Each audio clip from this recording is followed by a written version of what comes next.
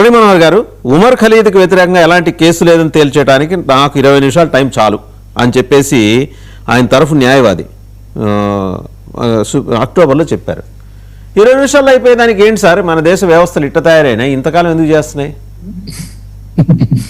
Umar Khalid, Sharjeel ఇమామ్ ఇద్దరి కోసము ఈ దేశంలో హైయెస్ట్ పేడ్ లాయర్స్ 5 మంది 6 మంది ఉన్నారు. వీళ్ళు అంటే గంటకు ఇంత అని ఛార్జ్ చేస్తుంటారు, లక్షల్లో. ఒక గంట వాదిస్తే కొన్ని లక్షల రూపాయలు ఇవ్వాలి. అసలు ఇన్ని కోట్ల రూపాయలు వీళ్ళిద్దరి కోసము ఎవరు ఖర్చు చేస్తున్నారు అనేది నా ప్రశ్న. ఎన్ని దేశాల నుంచి ఈ డబ్బు వస్తుంది అనేది నా ప్రశ్న. వీళ్ళ కొరకు ఇంతగా ఎందుకు నేను మర్చిపోయాను. అసలు చదువుకున్న వాళ్ళు కనుక వదిలేయాలా, బాగా చదువుకున్న వాళ్ళు కనుక వదిలేయాలా? అంత సింపతి ఎందుకు నాకు అర్థం కాదు. అంత కరిగిపోతా ఉంటుంది. నేరస్తుల గురించి కోర్టు చెప్పాక కూడా ఈ దేశంలో ఇంకా ఇప్పటికి కూడా ఈయన ఒక్కడే కాదు కదా, పార్లమెంట్ దాడి చేసిన అతని పైన కానీ, యాకూబ్ మెహమాన్ పైన కానీ కోర్టు తీర్పులు ఇచ్చేసింది, శిక్షలు వేసింది. అయినా కాతిల్ జిందా హే, ఓ జిందా హే, మీరు అమర వీరులు, ఈ దేశం కోసం ప్రాణాలు అర్పించిన ఎవరు వీళ్ళు ఈ దేశంలో ఇట్లా మాట్లాడారు? ఈ దేశం కోసం ప్రాణాలు అర్పించలేదండి, ప్లీజ్ కరెక్ట్ యువర్ సెల్ఫ్. వాళ్ళది వేరే, ఇస్లామిక్ రాజ్య స్థాపన కోసం ప్రాణాలు అర్పించారు వాళ్ళు. అంటున్నా, ఈ దేశం కోసం వాళ్ళేదో ప్రాణాలు అర్పించారు, దేశభక్తులు గొప్ప అనేటువంటి ఈ విధమైన పిక్చరైజ్ చేసి ప్రజల ముందు పెట్టే వాళ్ళు ఎవరు వీళ్ళు? ఇప్పటికి కూడా వాదిస్తారు కదా వాళ్ళ గురించి. 5 ఏళ్ళు కనుక బెయిల్ ఇవ్వాలి. ఇంతకాలమా కనుక కోర్టులో ఇలాంటిది లేదు. ఎక్కువ కాలం అయితే బెయిల్ ఇవ్వాలని ఒకటే ఉంటుంది, మీ ప్రైమా ఫేసి ఉందా లేదా అనేది ఉంటుంది. కానీ 5 ఏళ్ళు అయిపోయింది కనుక బెయిల్ ఇవ్వాలి అనేది అటువంటి చట్టం ఏమీ ఉండదు. ప్రజ్ఞాభారతి ఆ విధంగా 9 ఏళ్ళు ఉన్నది. మరి ముస్లిం కనుక లోపల పెట్టాలని ఇప్పుడు ప్రపంచమంతా చర్చ చేస్తుంది. మరి హిందూ అయితే లోపల పెడతారా?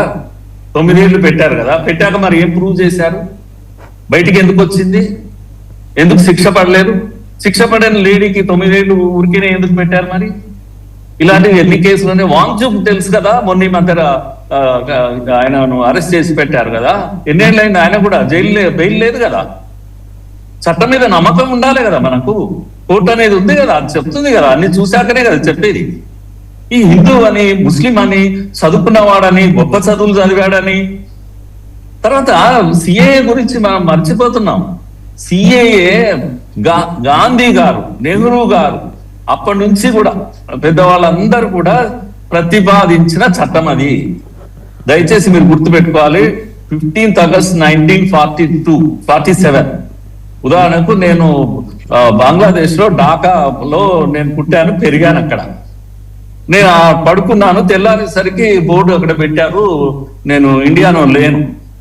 నాది పాపం అండి అది. నేను భారతీయుడిని, ఢాకాలో పుట్టాను, పెరిగాను. అర్ధరాత్రి మీరు తీసుకొచ్చి ఒక బోర్డు పెట్టేశారు, అయిపోయింది, you are no more Indian, ఓ బిడ్డ నువ్వు పాకిస్తాన్ వాడివి అని నా పైన ముద్రేస్తారా మీరు? ఇలాంటి హిందువులు, అక్కడ ఏ పాపం ఎరగని హిందువులు వాళ్ళు, ఇది ప్రామిస్, ఇది ఈ దేశం ఇచ్చిన ప్రామిస్, గాంధీ ఇచ్చిన ప్రామిస్ వాళ్ళకు. ఎప్పుడైనా సరే సమయం వచ్చినప్పుడు మాకు ఇక్కడ కంఫర్ట్ లేదు అని అనుకుంటే భారత్ రావడానికి వీళ్ళకి అవకాశం ఉంటుంది. వాళ్ళకి సిటిజన్షిప్ కూడా ఇవ్వచ్చు. ఈ చట్టం చేస్తే పాపం వచ్చిందా? ఎంత దుర్మార్గం ఇది! దీని కొరకు ర్యాలీలు చేస్తారా దేశమంతా? ఎవరు వీళ్ళు చేసిన వాళ్ళు? Misguided Muslims. వాళ్ళకేమో అయిపోతుంది అనేటువంటి దుష్ప్రచారం చేసి రోడ్ల మీద తీసుకొస్తారా మీరు? కరోనా టైంలో పైనుంచి ఏదో ప్రపంచం అంతా జరిగిపోతుంది అని. మళ్ళీ ఇదేంది నాకు అర్థం కాదు. ఎక్కడ పోయారు వాళ్ళంతా కూడా? 25% ఉన్నటువంటి హిందువులు పాకిస్తాన్ లో ఎక్కడ పోయారు? ఎక్కడ మాయమయ్యారు? వాళ్ళ గురించి ఎవరైనా మాట్లాడుతున్నారా? ఢాకాలో ఏం జరుగుతుంది ఇప్పుడు? 2%, 3% ఎక్కడ పడిపోయారు? ఏమి వాళ్ళ గురించి పట్టించుకోకూడదా? ఈ దేశవాసులే కదా ఒకప్పుడు. చిత్ర హింసలు పెట్టి చంపేస్తుంటే సిఏఏ చట్టం తీసుకొచ్చి వాళ్ళు పొరపాటున పారిపోయి భరించలేక ఇక్కడికి వస్తే వాళ్లకు చట్టబద్ధత ఇవ్వడానికి ఒక చట్టం చేస్తే అది తప్ప. ఇక్కడి ముస్లింలకు సంబంధం ఏంటంటే సిఏఏ నాకు అర్థం కాదు. ఇక్కడి ముస్లింలలో ఎంత భయం అంటే అయిపోయింది, మీకు మీ పౌరసత్వం వెళ్ళిపోతుంది, దేశం వదిలిపెట్టి ఈ ప్రచారం కదా చేసింది ఈ షార్జీలు లేకపోతే వీళ్ళంతా కలిసి చేసినటువంటి మూవ్మెంట్ ఇది. కనుక సిఏఏ చట్టము వ్యతిరేకంగా జరిగిన ఉద్యమమే ఇది. తప్పుడు ఉద్యమము, దుష్ప్రచారము, ముస్లింలను మిస్గైడ్ చేసినటువంటి, అసలు మొత్తం ఈ ఉద్యమంలో పాల్గొన్న అందరినీ లోపల పెట్టాలి. అలాంటిది మీరు ఒక ఇద్దరికి బెయిల్ రాలేదని ప్రపంచమంతా తిరిగి గద్దోలు పెడతారా? వీడియో కూడా నాకు అర్థం కాదు ఈ మంద అని అనేవాడు. ఇప్పుడు ఒక ఒక సైద్ధాంతికంగా మీరంతా ఒక్కటి కావచ్చు. లెఫ్ట్ వింగ్ ఈకో సిస్టమ్ అంతా కాంగ్రెస్ తో చేతులు కలిపింది. ఈయన ఒక ఆర్డినరీ మ్యాన్, న్యూయార్క్ లో ఉంటాడు, సింపతి వ్యక్తం చేశాడు షార్జిల్ మీద అంటే ఓకే, నేను ఒప్పుకుంటాను. ఎందుకంటే మీకు ఒక సైద్ధాంతికమైన అవగాహన ఉంటుంది. ఇక్కడ మా లెఫ్ట్ వింగ్ ఈకో సిస్టమ్ ఒకటి ఉంటుంది, వాళ్ళతో ఎప్పటి నుంచో మీకు సంబంధాలు ఉన్నాయి. ఈయన చాలా మంది భారతీయ రూట్స్ అది ఇది అంటారు. ఏ రోజు కూడా మీరా నాయరు ఈ దేశం గురించి అన్నాడు మాట్లాడలేదు. దేశ వ్యతిరేకంగానే సినిమాలు తీసింది. ఇక ఆయన తండ్రి అయితే వేరే దేశం వ్యక్తి. కనుక ఈయన ఈరోజు నేనేమంటున్నానంటే, నువ్వు లండన్ మేయరు, నీకు ఒక పదవి ఉంది, ఒక బాధ్యత ఉంది. అంత పెద్ద బాధ్యత, సిగ్గు ఎగ్గు ఏమీ లేకుండా కేవలం ముస్లిం అని చెప్పేసి వీళ్ళ ఇద్దరి గురించి మీరు ఉత్తరాలు రాస్తారా? నువ్వు నిజంగా నువ్వు లిబరల్ థాట్ ఉన్నవాడు అయితే మరి బంగ్లాదేశ్ లో ఏం జరుగుతుంది కూడా నువ్వు మాట్లాడాలి కదా. అది నువ్వు నీ యొక్క సిద్ధాంతానికి అమోఘ ఎదగాలి కదా. ప్రపంచం ఏమనుకుంటుంది అనేది కూడా నీకు ఏమీ ఉండదా? ఒక్క వీళ్ళిద్దరు గురించి నీకు ఇప్పుడు వచ్చిందా? పెల్గామ్ లో దాడులు జరిగినప్పుడు నువ్వు మాట్లాడావా? ఒక మాట ఏమైనా మాట్లాడావా? దుర్మార్గం ఇది, తప్పు కదా అని అన్నావా? బంగ్లాదేశ్ లో జరుగుతున్న దాని దుర్మార్గం అని ఎప్పుడైనా అన్నావా? పోనీ నీ పాకిస్తాన్ లో నీ ముస్లిమే ఇమ్రాన్ ఖాన్ అన్యాయంగా ఎలక్టెడ్ లీడర్ ను జైల్లో పెడతారని నువ్వు ఎప్పుడైనా మాట్లాడావా? ఇవేమీ మాట్లాడకుండా ఒక ఇద్దరు వ్యక్తుల గురించి జైల్లో ఉంది, మా చట్టం ఉంది, మా కోర్టు ఉంది, మా కోర్టు పైన మాకందరికి విశ్వాసం ఉంది. కానీ ఇక్కడ ఈ దేశంలో ఏమో జరిగిపోతుంది, ఇక్కడ చట్టాలన్నీ ఎవరి చేతిలోకి వెళ్ళిపోయినాయి, వ్యవస్థలన్నీ కూడా దుర్మార్గంగా చేసేస్తా ఉన్నారు, క్రష్ చేసేస్తా ఉన్నారు. వాసు గారు, ఇక్కడ కోర్టు ఏదైతే ఉందో, జ్యుడిషియరీ వ్యవస్థ ఏదైతే ఉందో, దీన్ని ఈ దేశ ప్రధానమంత్రి ముట్టుకుంటాడా అండి? దమ్ముందా అండి?